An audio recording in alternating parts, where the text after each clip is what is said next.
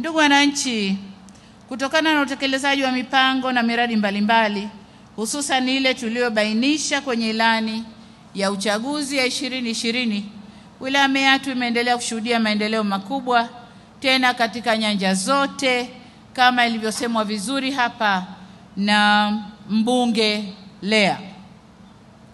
Na hapa naomba nitoe mifano michache tu.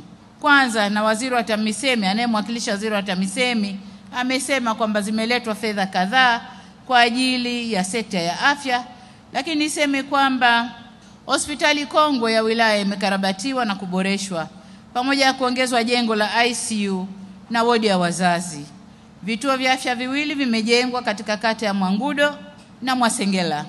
Vile vile majengo ya upasuaji na wodi za wazazi yamejengwa Bukundi.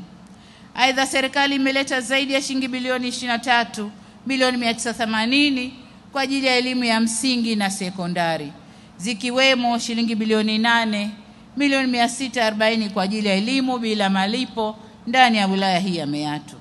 Uwekezaji huo umeongeza idadi ya wanafunzi wa sekondari kutoka 9458 mwaka 2022 hadi 12630 mwaka huu, huku wanafunzi 9599 wakiandikishwa kwa ajili ya elimu ya awali na 11,000 darasa la kwanza bila mchango wowote kutoka kwa wananchi.